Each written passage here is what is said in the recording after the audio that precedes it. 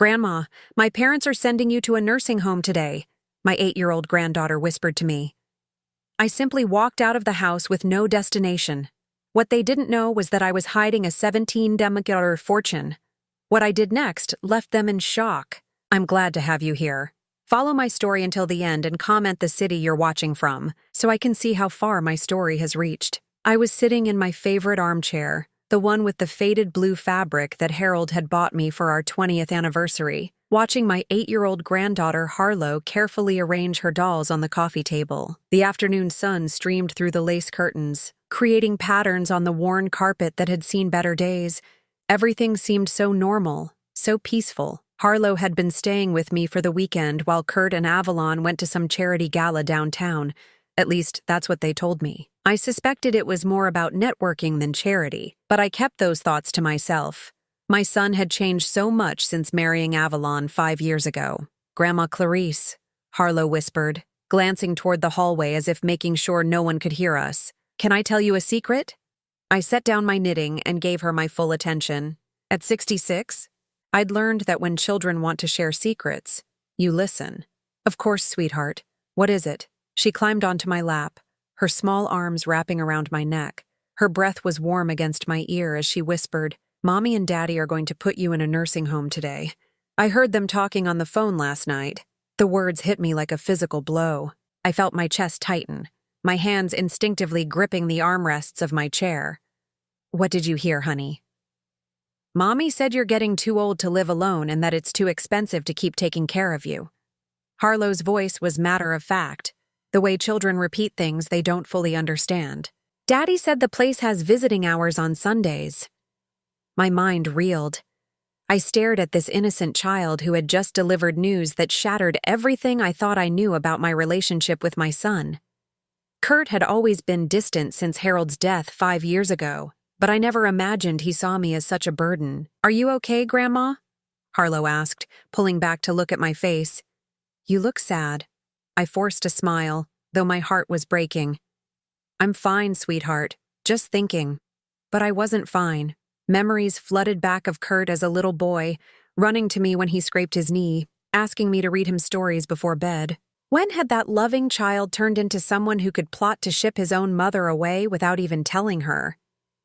I thought about Avalon, my daughter-in-law with her perfectly styled blonde hair and designer clothes that cost more than my monthly grocery budget. She'd made it clear from the beginning that she didn't approve of Kurt's overly close relationship with his mother. Every family dinner became a subtle battle, with Avalon making comments about how I was set in my ways, or how Kurt worried about me too much.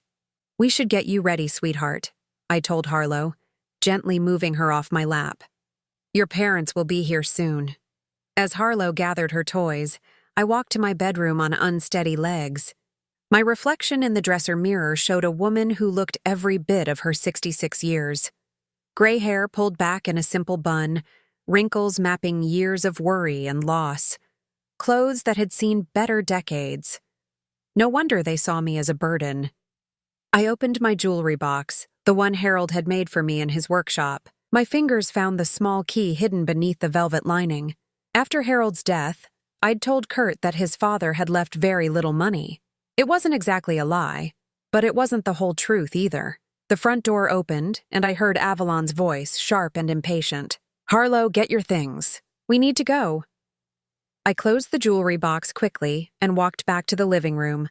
Kurt stood by the door, not meeting my eyes. He'd inherited his father's height, but none of his warmth. Avalon checked her phone, clearly eager to leave. "Thanks for watching her, Mom," Kurt said, his voice strained. "We'll talk soon." The way he said it, with that forced casualness, confirmed everything Harlow had told me. I kissed my granddaughter goodbye, holding her a little longer than usual. "I love you, Grandma," she whispered. "I love you too, sweetheart, more than you'll ever know." After they left, I stood in the silence of my small house. The walls seemed to close in around me. Pictures of Kurt at various ages stared back at me from every surface. Birthday parties, graduation days, his wedding. Had I been fooling myself all these years, thinking we still had a relationship? I walked to my bedroom and pulled out an old suitcase from under the bed. I packed slowly, deliberately. A few changes of clothes, my medications, Harold's wedding ring that I still wore on a chain around my neck. At the bottom of the suitcase, I placed a small envelope that contained something Kurt had never seen. 20 minutes later, I stood at my front door with my coat and purse. I didn't know where I was going, but I couldn't stay here waiting for them to come collect me like an unwanted piece of furniture. The afternoon air was crisp as I walked down the street I'd called home for 30 years. Neighbors waved from their porches, unaware that they might be seeing old Clarice Henderson for the last time, at least the version of Clarice they thought they knew. I reached the bus stop and sat on the worn bench. When the city bus arrived, I climbed aboard without looking back. The driver, a kind-faced woman about my age, smiled at me. "Where to, honey?" "Downtown," I said simply. "First National Bank." As the bus pulled away from my neighborhood, I felt something I hadn't experienced in years. Not sadness or fear, but a strange sense of liberation. Kurt and Avalon thought they knew who I was. They thought they could dispose of me quietly, neatly. They had no idea what they'd just unleashed. The bus rumbled through familiar streets, past the grocery store where I'd shopped for decades, past the church where Harold and I had been married. But I wasn't the helpless old woman they believed me to be. I'd been protecting them from the truth for 5 years, living modestly, letting them think I was barely scraping by. It was time for that to change. When I walked into First National Bank 30 minutes later, I approached the same teller window I'd visited every month for years. But instead of making my usual small deposit, I asked to speak with a manager. "I need to access my safety deposit box," I told the young man in the expensive suit. "All of them." The bank manager, a polished man named Mr. Davidson, led me through the vault's heavy doors. His demeanor had shifted completely when he saw my account information. The deference in his voice was something I hadn't heard in years. "Mrs. Henderson, we haven't seen you in quite some time," he said, inserting his key alongside mine in the first safety deposit box. "I trust everything has been satisfactory with your accounts?" "Perfectly satisfactory," I replied, lifting the metal box from its slot. Inside lay documents that told a story Kurt had never known, a truth I'd buried alongside his father. I thought back to that day 5 years ago when Dr. Peterson had called with Harold's test results. Pancreatic cancer, stage 4. 6 months if we were lucky. Harold had gripped my hand in that sterile office and made me promise something. "Don't tell Kurt about the patents, Clarice. Not yet. Let him build his own life first." Harold had been a quiet man, a tinkerer who spent hours in our garage workshop. While I raised Kurt and managed our household, Harold invented. Small things at first: an improved can opener, a better door hinge, a more efficient sprinkler head. He'd file the patents himself, never expecting much. But then came the automatic pet feeder. It started when our neighbor's dog kept getting into our garbage. Harold designed a simple mechanism that would dispense food at set times, keeping animals on schedule. He built a prototype in our garage and thought nothing more of it, until PetCorp contacted him. I remembered the day the first royalty check arrived, $12,000 for a single quarter. Harold had stared at it for an hour before showing it to me. "Clarice, I think we might have something here." We did have something. Over the next 15 years, Harold's patents generated steady income that we invested carefully. Real estate in emerging neighborhoods, blue-chip stocks, municipal bonds. Nothing flashy, nothing that would attract attention. When Kurt graduated college and moved in with Avalon, Harold and I made a decision. We would live simply, modestly, the same way we always had. Kurt needed to learn independence, to build his own success without relying on his parents' money. "If he knows we're wealthy, he'll never know what he's truly capable of," Harold had said. "And that woman he's dating, she'll never love him for who he is." Avalon. Even then, Harold had seen through her charm. She'd grown up in privilege, and her interest in Kurt had seemed to spike when she learned he was an engineer with good prospects. If she'd known about Harold's patents, about the investments that had grown quietly in the background, I shuddered to think what might have happened. After Harold's diagnosis, the patents continued generating income, but I honored his wishes and kept the secret. Kurt was building his career, trying to prove himself. I lived on a small portion of the investment income and let the rest accumulate. Now, sitting in the bank's private conference room with my safety deposit boxes spread before me, I wondered if I'd made the right choice. Mr. Davidson had discreetly stepped out to give me privacy. I opened the manila folder that contained my current financial statements. $17,200,000. The number still shocked me, even though I'd watched it grow slowly over the years. Harold's automatic pet feeder had spawned a series of related patents: timed dispensers for medications, automated plant watering systems, programmable bird feeders. Each patent generated royalties that I'd reinvested faithfully. My phone buzzed. A text from Kurt. "Mom, we need to talk. Are you home?"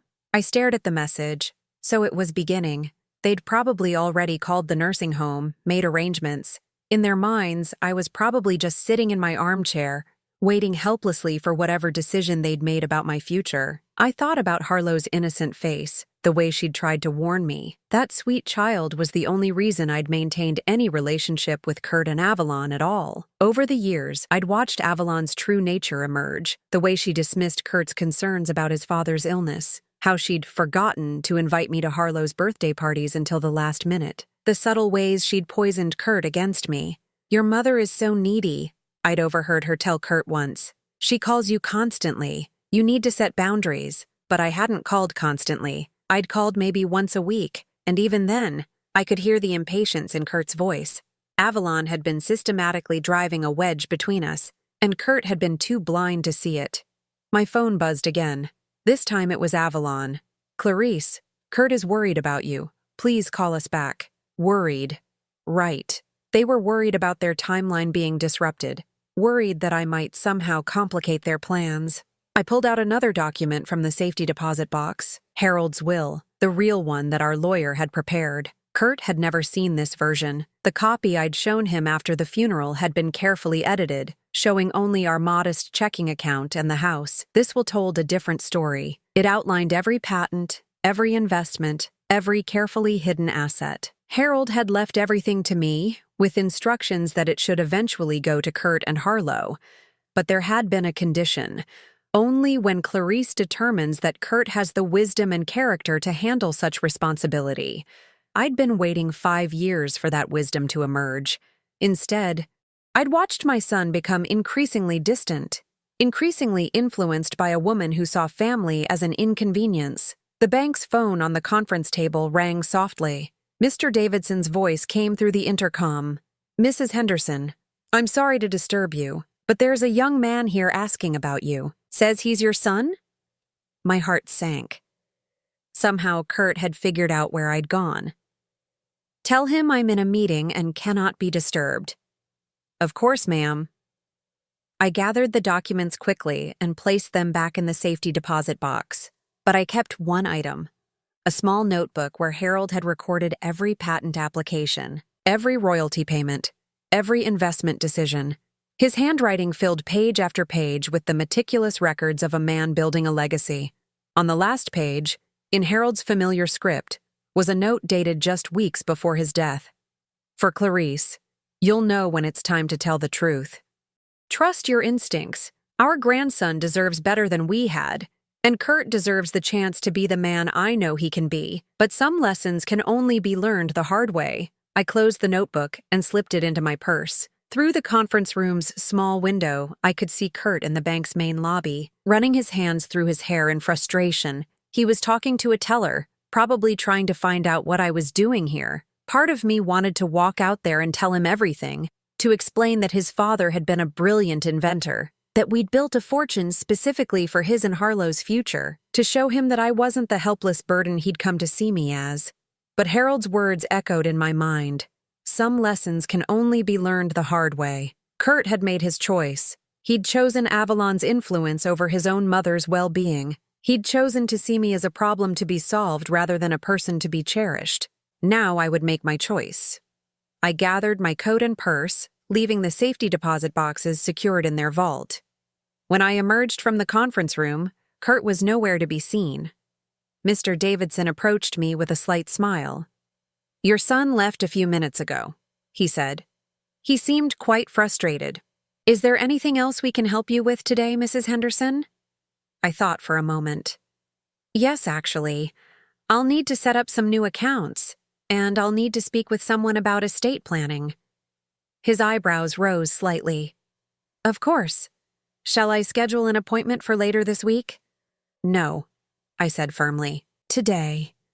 I have some important decisions to make. The Grandview Hotel wasn't fancy, but it was clean and quiet, and most importantly, it was only 3 miles from Kurt's house. From my corner room on the 3rd floor, I could see the neighborhood where I'd raised my son, where my granddaughter was probably wondering why Grandma had disappeared. It had been 2 days since I'd left the bank with a new checkbook and a plan that was still forming in my mind. 2 days of Kurt calling my house phone over and over, leaving increasingly frantic messages that I listened to from the hotel's business center. Mom, where are you? We need to talk. Avalon is really worried about you. I almost laughed at that last part. Avalon worried about me the way a cat worries about a mouse, only concerned about when it might escape.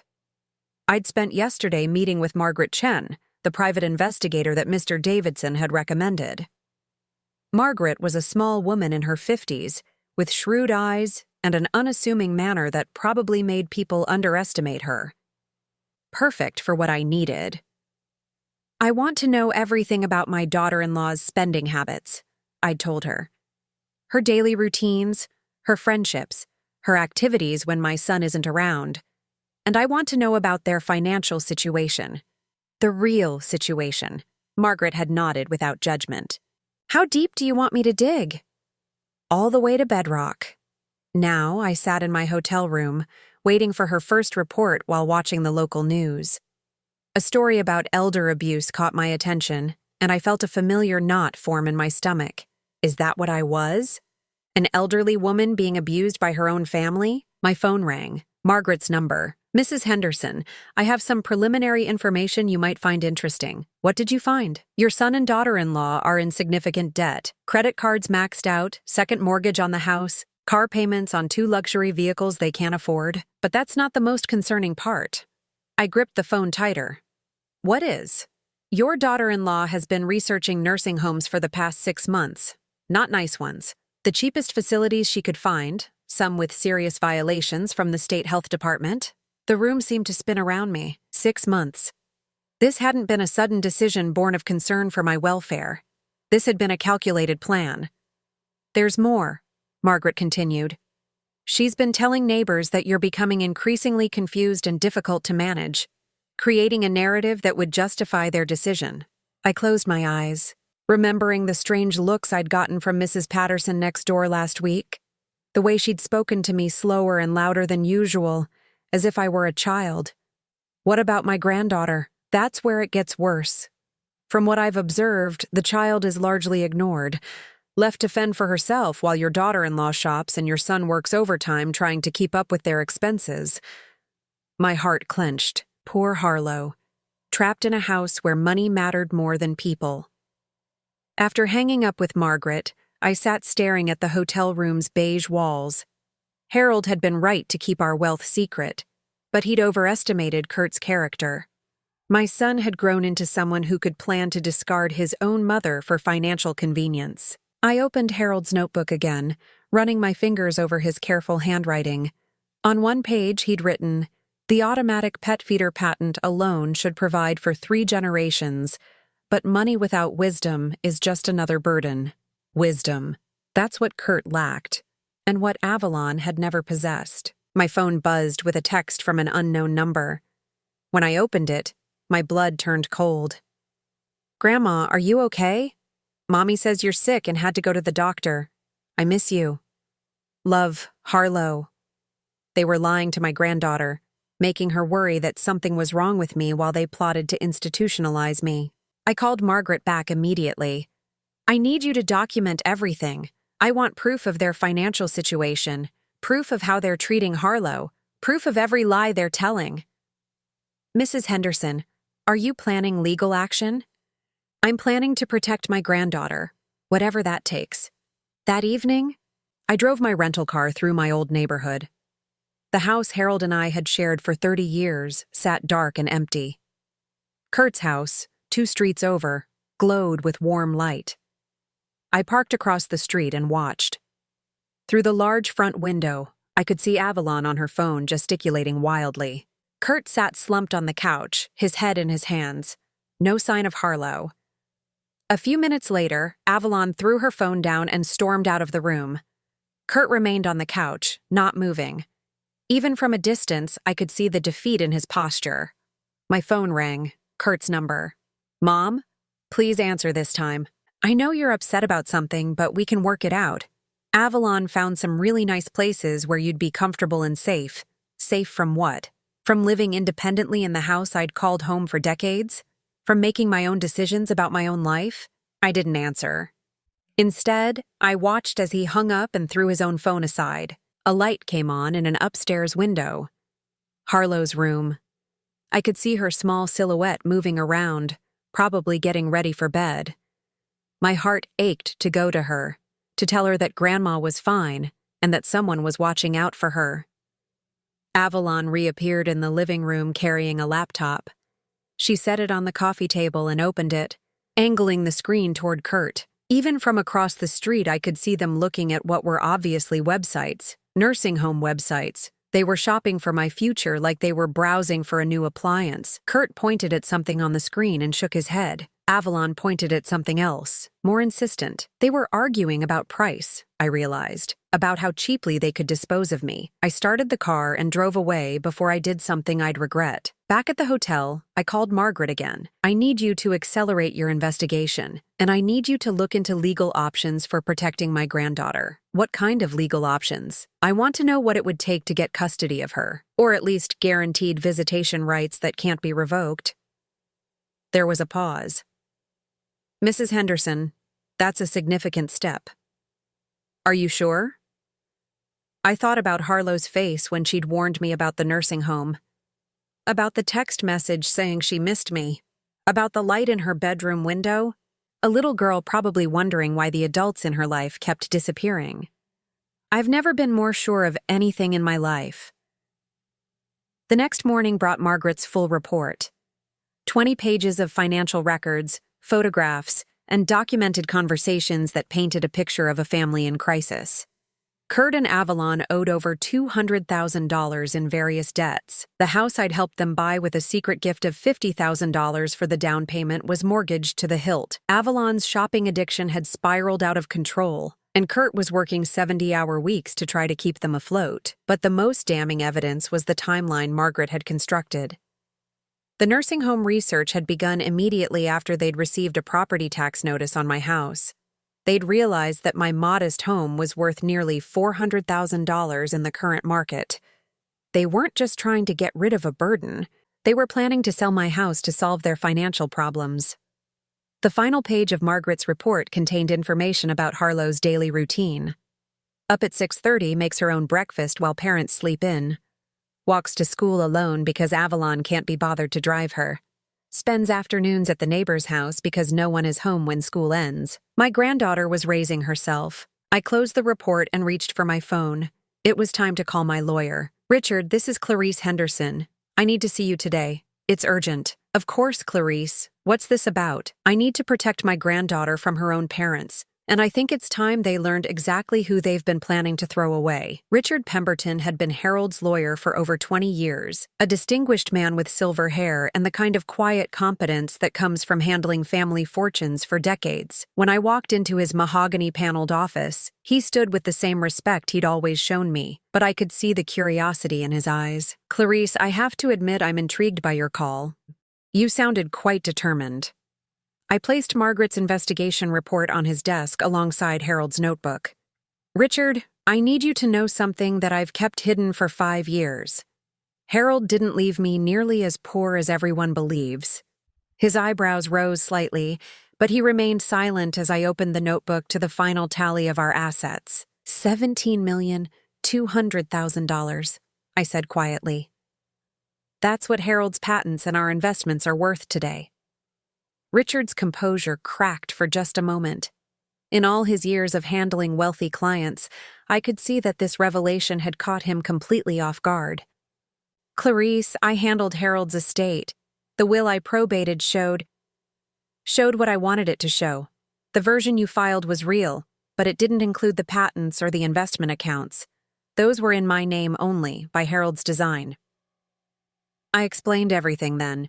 Harold's decision to keep our wealth secret, my 5 years of living modestly while watching Kurt build his own life, and now the devastating discovery that my son and daughter-in-law were planning to institutionalize me to access my property. Richard listened without interrupting, occasionally making notes. When I finished, he leaned back in his leather chair. "What do you want to do, Clarice?" "First, I want to protect Harlow. I need to know my legal options for ensuring I can see her regularly, regardless of what her parents decide about me. That's tricky. Grandparents' rights vary by state, but if we can demonstrate that you have an established relationship with the child and that cutting off contact would harm her welfare, I can demonstrate that. 8 years of birthday parties, sleepovers, school events. I have photos, cards she's made me, everything. Good. What else?" I took a deep breath. "I want to buy the house next to Kurt and Avalon's, the one with the for sale sign. I want to be close enough to watch over Harlow without their permission." Richard made another note. "That's certainly within your rights. Anything else?" "I want to set up a trust fund for Harlow that her parents can't touch, something substantial that will be available when she turns 25. "How substantial?" $5 million. Richard's pen stopped moving. "Clarice, that's nearly a third of your entire estate. Harlow is my future, Richard. She's the only person in that family who still has a pure heart. I want to make sure she never has to depend on anyone the way they're trying to make me dependent." He nodded slowly. "I can draft the trust documents. Is there anything else?" I hesitated, then pulled out the most difficult part of my plan. "I want to make a new will, one that Kurt and Avalon will never expect." "How so?" "If something happens to me before Harlow turns 18, I want her care and the management of her trust to go to my sister Patricia in Oregon. Kurt gets nothing until he proves he can be the father and man his daughter deserves." Richard set down his pen entirely. "Clarice, that's a dramatic step. You're essentially disinheriting your only child." "No, I'm giving him a chance to earn his inheritance through character instead of birthright. Harold always said money without wisdom was just another burden. Kurt needs to learn wisdom first. And if he never does?" I thought about Harlow's innocent face, about the lies they were telling her, about the nursing homes Avalon was researching. Then Harlow will inherit everything when she turns 30. At least one person in this family will understand the value of what Harold built. Richard spent the next hour drafting documents while I sat in his conference room, staring out at the city where I'd spent my entire adult life. It felt surreal to be making decisions about millions of dollars while my son thought I was a penniless burden. My phone buzzed, a text from Kurt. "Mom, please come home. We're all worried sick. Harlow keeps asking where you are." The mention of Harlow's name made my chest tighten. I typed back, "I'm fine, taking some time to think." His response came immediately. "Think about what? If this is about the nursing home discussion, we can look at other options. We just want what's best for you." I stared at the message. Even now, he couldn't bring himself to be honest. It wasn't about what was best for me. It was about what was convenient for them. "The documents are ready," Richard announced, returning to the conference room with a stack of papers. "The trust fund for Harlow, the new will, and I've also prepared a power of attorney that ensures no one can make medical or financial decisions for you without your explicit consent." "Thank you." I signed each document carefully, my signature sealing a future that Kurt couldn't imagine. "There's one more thing," Richard said. "The house next to your son's. I called the listing agent. The owners are motivated to sell quickly due to a job relocation. They'll accept a cash offer significantly below asking price." "How significantly?" "The asking price is $485,000. They'll take $420,000 for a cash offer that can close within 2 weeks. I didn't hesitate. "Make the offer." An hour later, I was the owner of the house at 247 Maple Street, directly next door to my son's family. The irony wasn't lost on me. They were planning to move me into a nursing home while I was buying the house next door. That evening, I drove to my new property with the keys in my hand. It was a charming 2-story colonial with a big front porch and a backyard that connected to Kurt's property line. From the upstairs windows, I could see directly into Harlow's bedroom. As I stood in the empty living room, I heard voices from next door. Through the thin walls, I could hear Kurt and Avalon arguing. She's been gone for 4 days, Kurt. 4 days. People are starting to ask questions. I know, but what am I supposed to tell them? That my mother disappeared because she found out we were planning to put her in a nursing home. You weren't supposed to let her find out. This is a disaster. I moved closer to the wall, my heart pounding. Maybe we should just drop the whole thing, Kurt said, his voice tired. Maybe we can figure out another way to handle our finances. Are you insane? Avalon's voice was sharp with anger. Do you know how much debt we have? Your mother's house is our only way out of this mess. If we don't sell it, we're going to lose everything. But if she's really missing? If something happened to her? Nothing happened to her. She's probably staying with some friend trying to make us worry.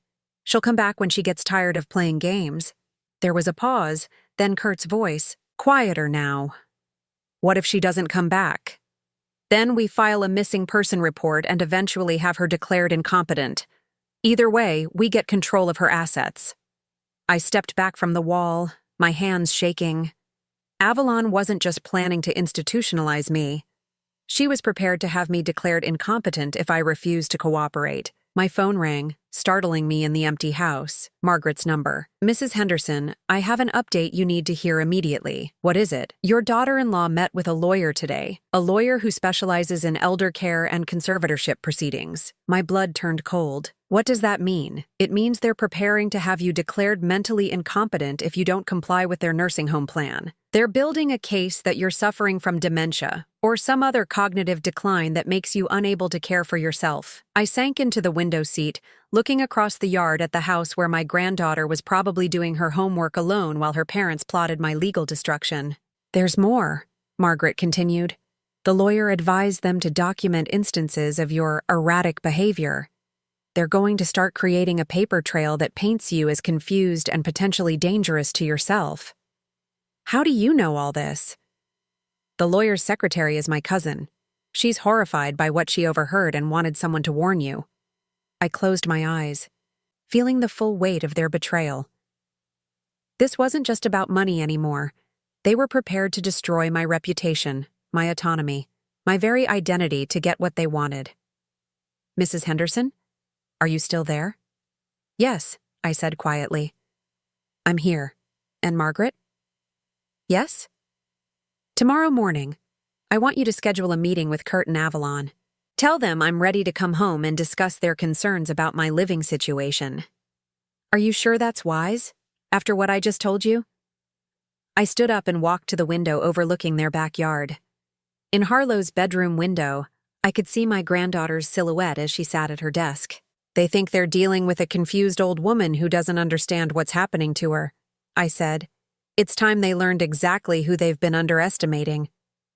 I arrived at Kurt's house at exactly 2 o'clock on Saturday afternoon, carrying the same worn purse I'd had for 10 years, and wearing the same modest coat that had made Avalon wrinkle her nose at family gatherings. To them, I looked like the same helpless woman who had disappeared 5 days ago. They had no idea that the woman standing on their porch now owned the house next door and had $17 million in assets they couldn't touch. Kurt opened the door before I could knock, his face a mixture of relief and barely controlled anger. Mom, thank God. Where have you been? We've been worried sick. The lie came so easily to him that I almost felt sorry for the man he'd become. I needed some time to think, I said simply, stepping into the foyer.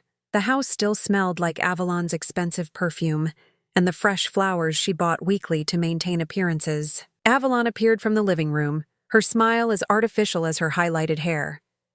Clarice, we were so frightened something had happened to you. You can't just disappear like that without telling anyone. I'm 66 years old, Avalon.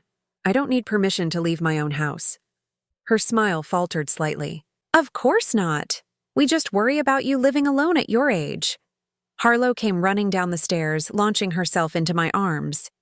Grandma, I missed you so much. Mommy said you were sick. I held her tight, breathing in the scent of her strawberry shampoo. I'm not sick, sweetheart. I'm perfectly fine. Over Harlow's head, I saw Avalon and Kurt exchange a look. Their first lie had already been exposed. Harlow, why don't you go play in your room while the adults talk? Avalon said, her voice tighter now. Can I stay with Grandma? No, sweetheart. I said gently. I need to talk to your parents alone, but I'll come say goodbye before I leave. After Harlow reluctantly went upstairs, the three of us sat in the living room. I chose Harold's old recliner, the one Kurt had moved here after his father's death. It felt appropriate somehow, having Harold's presence for what was about to unfold. Mom, Kurt began, leaning forward with his hands clasped. We need to discuss your living situation. Avalon and I have been researching some really nice facilities where you'd have people around, activities, medical care if you need it. You mean nursing homes? Avalon stepped in smoothly. Assisted living communities, places designed for active seniors who want to maintain their independence while having support available. I pulled Margaret's investigation report from my purse and set it on the coffee table. You mean places like Sunset Manor? The one with the health code violations? Or perhaps Golden Years Care, where the state found evidence of patient neglect? Both of them stared at the document. Kurt reached for it, but I held up my hand. Don't touch that yet. We have other things to discuss first. I pulled out my phone and opened the voice recording app, setting it on the table between us. I want to make sure we're all clear about what's being discussed here. Mom, you don't need to record, Kurt started.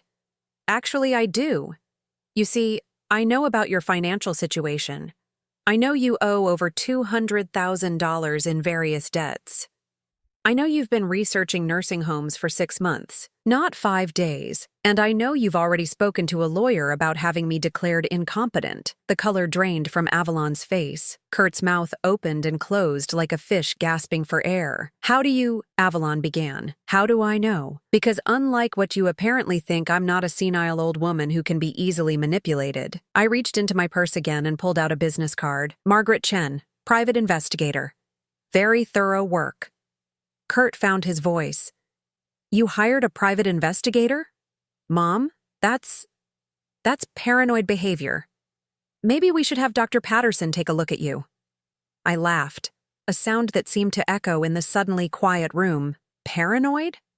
Kurt, your wife met with an elder care attorney yesterday to discuss having me committed against my will. I'd say my paranoia was perfectly justified. Avalon shot to her feet. This is ridiculous. We're trying to help you and you're treating us like criminals. Sit down, Avalon. Something in my tone must have surprised her because she actually obeyed. Now, I continued, let's talk about what you really want. You want to sell my house to pay off your debts. You want me out of the way so you can access what you think is my only asset. That's not, Kurt began. I held up my hand again. I'm not finished. You've been lying to Harlow, telling her I'm sick when I'm perfectly healthy. You've been spreading rumors in the neighborhood about my mental state, and you've been planning to put me in the cheapest facility you could find while you profit from my property. The room was so quiet I could hear the clock ticking on the mantel. But here's what you don't know, I said.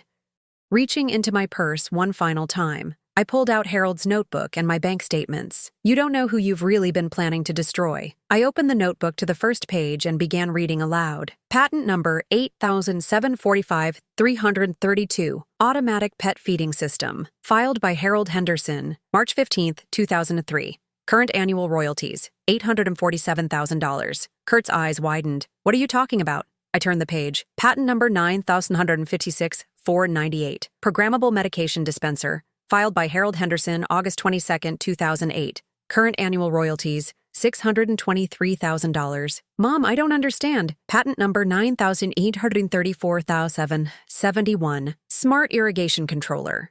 Filed by Harold Henderson, January 4, 2011.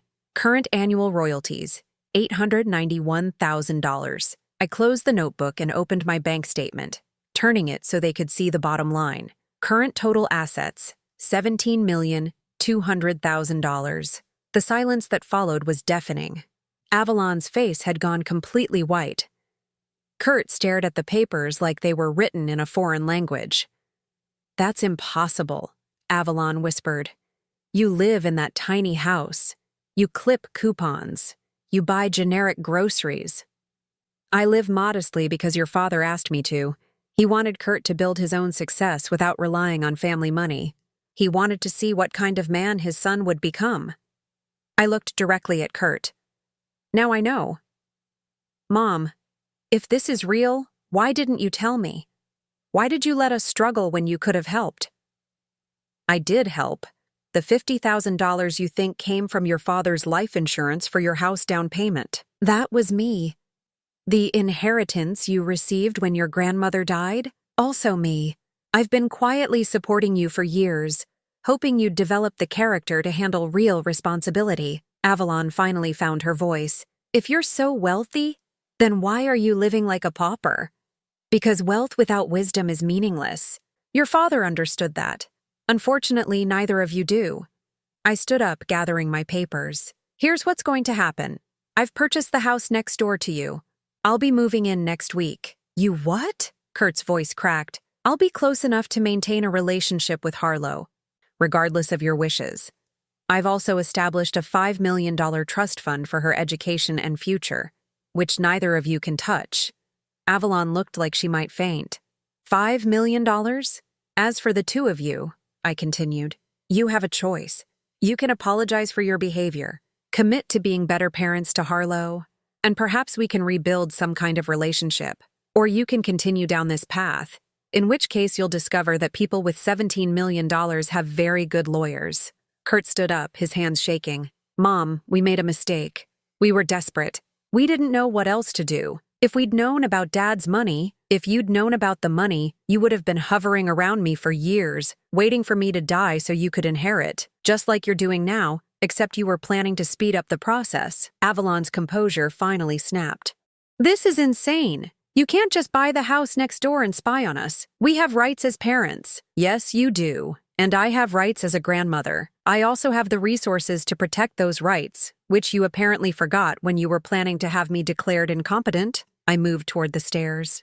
I'm going to say goodbye to Harlow now. And Avalon? She looked up at me with tear-filled eyes. If you ever lie to her about me again, if you ever try to poison her against me the way you've poisoned Kurt, you'll discover that $17 million can buy a lot of legal trouble for people who threaten my granddaughter's well-being. I climbed the stairs, leaving them sitting in their living room, surrounded by the wreckage of their assumptions about the helpless old woman they'd tried to discard. Harlow was in her room, coloring at her desk. She looked up when I knocked on her doorframe. Grandma, are you leaving again? I sat on her bed and patted the space beside me. She climbed up and snuggled against my side. I'm not leaving, sweetheart. I'm moving into the house right next door so I can see you whenever you want. Her eyes lit up. Really? The pretty house with the big porch? Really? And Harlow? Yes? If your parents ever tell you that Grandma is sick or confused or can't take care of herself, I want you to remember this conversation. I want you to remember that Grandma is perfectly fine and will always be here for you. She nodded seriously. I'll remember. Good girl. Now, I need to go take care of some moving arrangements, but I'll see you very soon. As I walked back downstairs, I could hear urgent whispers from the living room. Kurt and Avalon were hunched over her laptop, probably researching whether what I'd told them was even possible. They were about to learn that it was not only possible, but that their attempt to control me had backfired in ways they couldn't have imagined. I let myself out without saying goodbye to them. They had a lot to think about, and I had a new life to begin. 6 months later, I was sitting on my new front porch, watching Harlow practice riding her bicycle in my driveway. The house at 247 Maple Street had become everything I'd hoped it would be, a sanctuary where my granddaughter could come whenever she needed refuge from the tension next door. The transformation hadn't happened overnight. The first few weeks after my revelation had been particularly difficult. Kurt had tried to apologize, stumbling through conversations about how he'd gotten confused and let financial stress cloud his judgment. Avalon had been silent for days, barely speaking to anyone, probably calculating how much money she'd lost when their plan collapsed.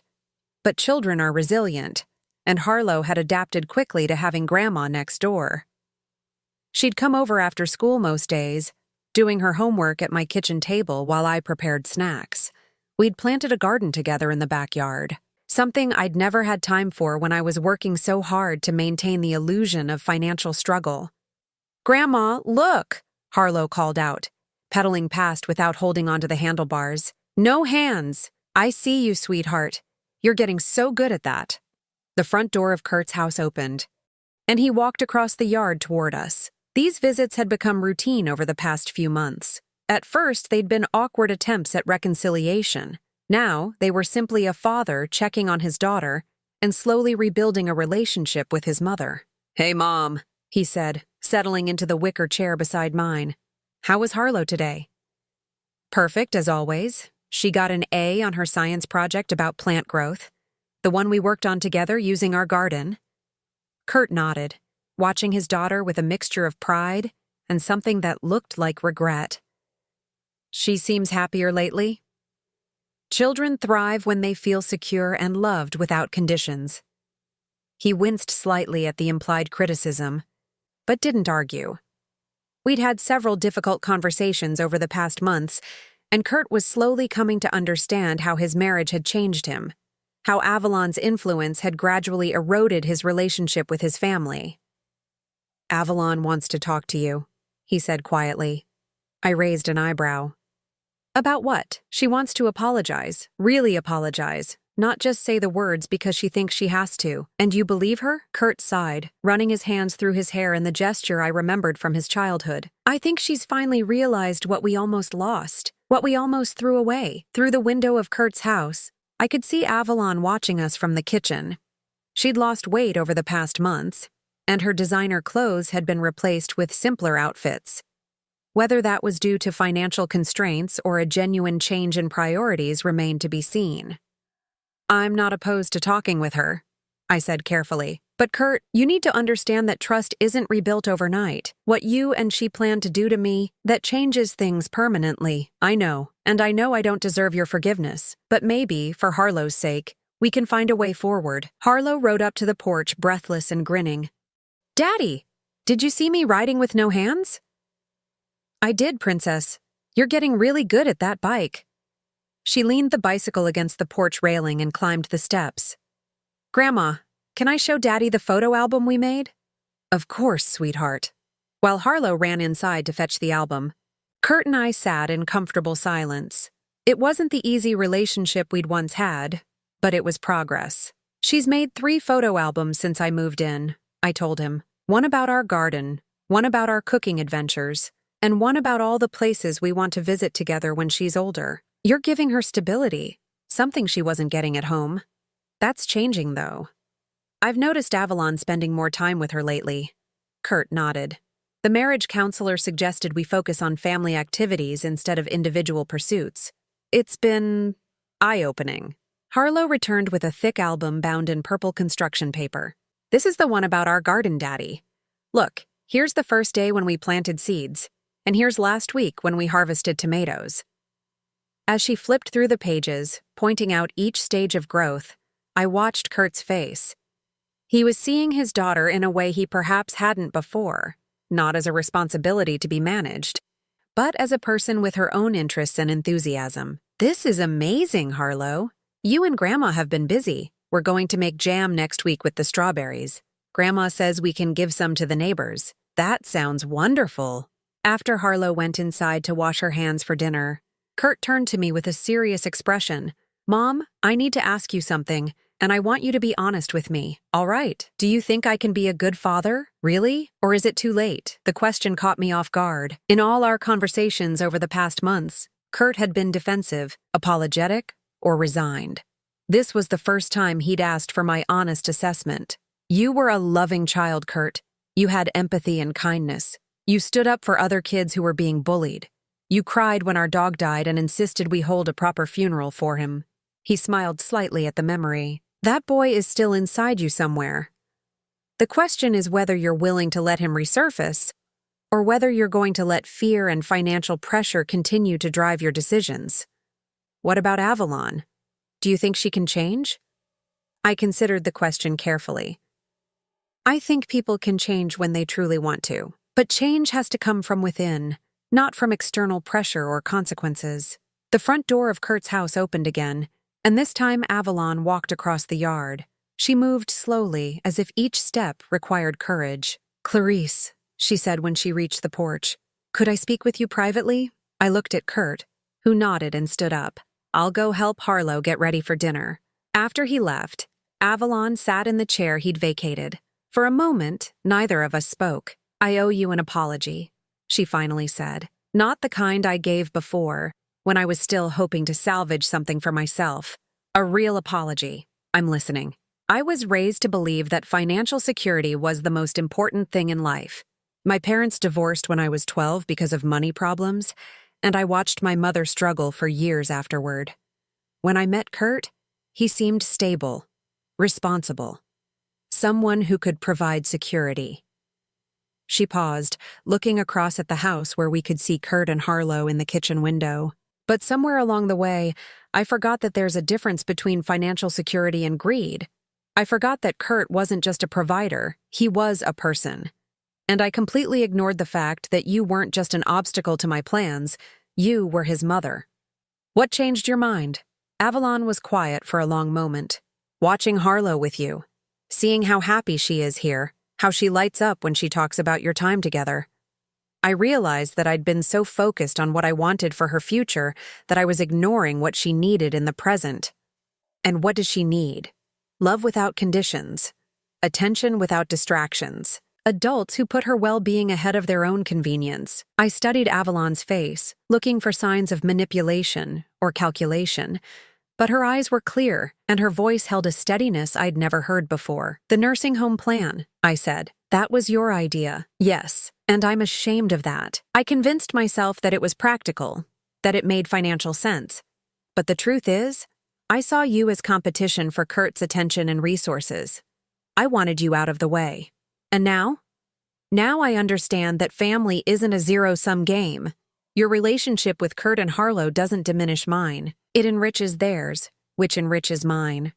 Harlow appeared in the doorway. Grandma, Daddy says dinner is ready. Can you eat with us? I looked at Avalon, who nodded slightly. I'd like that, sweetheart. As we walked across the yard to Kurt's house, Avalon said quietly, I don't expect forgiveness right away. I know I have to earn it, but I hope you'll give me the chance to try. We'll see, I replied. Actions speak louder than words. Dinner was a revelation. Instead of the tense, surface-level conversations I remembered from before, we talked about Harlow's school projects, her friends, her dreams of becoming a veterinarian. Kurt and Avalon listened to her, really listened, asking follow-up questions and showing genuine interest in her answers. After dinner, Harlow insisted on showing her parents the photo albums we'd made. As she narrated each picture, I watched the family dynamic slowly shift. They were learning to see each other clearly, perhaps for the first time. Later, as I prepared to leave, Kurt walked me to the door. Mom, he said quietly, I want you to know that I've been thinking about Dad a lot lately, about the choices he made, the man he was. And I think I understand now why he kept the patent secret. He was trying to teach me something about earning things rather than inheriting them. What do you think you've learned? Kurt looked back toward the living room, where Avalon was helping Harlow organize her photo albums. That the most valuable things in life can't be bought. They have to be built, day by day, through trust and respect and genuine care for each other. Your father would be proud to hear you say that. Do you think there's hope for us? For our family? I thought about Harold's words in his notebook. Some lessons can only be learned the hard way. Kurt had certainly learned his lessons the hard way, but he was learning them. There's always hope, Kurt, as long as people are willing to do the work of becoming better. Walking back to my house that evening, I felt a sense of peace I hadn't experienced in years. The front porch light was on, welcoming me home to a place that was truly mine. In my mailbox was a hand-drawn card from Harlow. Thank you for being the best grandma ever. Inside the house, I made myself a cup of tea and sat in Harold's chair, which I'd moved from storage. His notebook lay open on the side table to the page where he'd written about wisdom and wealth. You were right, Harold, I said aloud. Money without wisdom is just another burden, but wisdom without the power to protect the people you love is just wishful thinking. The house next door was quiet now, a family learning to rebuild itself on a foundation of honesty instead of desperation. It wouldn't be easy, and there would be setbacks, but for the first time in 5 years, I believed there was hope. My phone buzzed with a text from Harlow. Good night, Grandma. I love you." I smiled and typed back, "I love you too, sweetheart. Sweet dreams." Outside my window, the two houses sat side by side in the darkness, connected now not just by proximity, but by the slow, careful work of rebuilding trust. Harold's legacy wasn't just the money he'd left behind, it was the wisdom to know when to reveal it and how to use it to protect what truly mattered. Family wasn't about blood or obligation. It was about choice, about choosing to love and protect each other even when it wasn't easy. And sometimes, it was about having the strength to set boundaries that forced the people you love to become better versions of themselves. I was no longer the helpless woman they'd tried to discard. I was Clarice Henderson, guardian of my granddaughter's future and keeper of my late husband's wisdom. And I was finally, truly home. Now I'm curious about you who listened to my story. What would you do if you were in my place? Have you ever been through something similar? Comment below.